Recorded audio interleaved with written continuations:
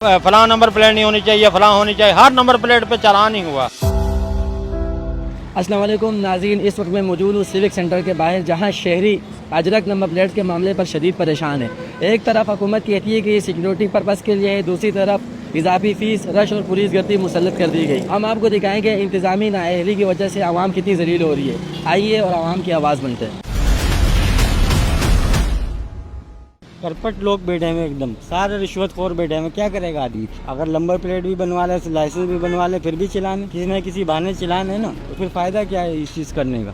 मतलब कि पानी तक लगाया हुआ नहीं है। प्याज भाई पानी का क्या करना है, वो बोल रहे जी पानी खरीद के पीना पड़ेगा। मतलब वेरी गुड यार, बहुत अच्छा हो गया है। तो यजीद बने में मेरे भाई पहले नंबर प्लेट लगाई, वो बोलते हैं फैंसी है, उतारो दूसरी लगाओ, और वाइट प्लेट हो और नीले नंबर हो वो लगवाए।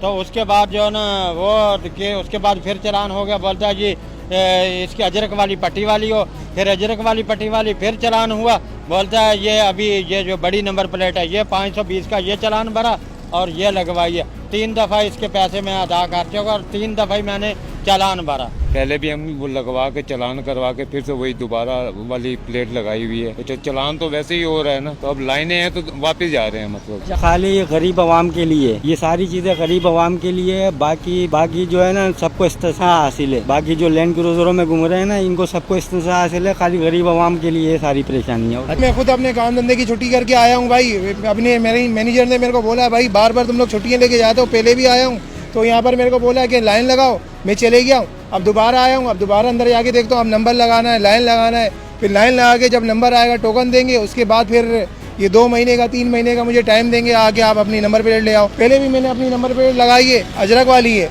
मगर वो कह रहे हैं अभी दूसरी जो है ना, जो नई आई है ना, अप्रूवल जो है वो लगाओ आप। 150 फीस है, 250 ले रहे हैं। 150 किस चीज़ की फ़ीस है? बायोमेट्रिक की। बायोमेट्रिक की 150, वो ले रहे हैं 250 है। नंबर प्लेट की कितनी फ़ीस है? नंबर प्लेट के तकरीबन 1850 रुपये ले रहे हैं। मतलब एक तरीका होता है कि टोकन लेने की जगह एक अलग एक तरीके रूल्स होते हैं यार। कोई खड़ा होने का तरीका होता है कि भाई फला बंदा फला जगह चले जाए, वहाँ से पर्ची ले ले, यहाँ से ये कर ले।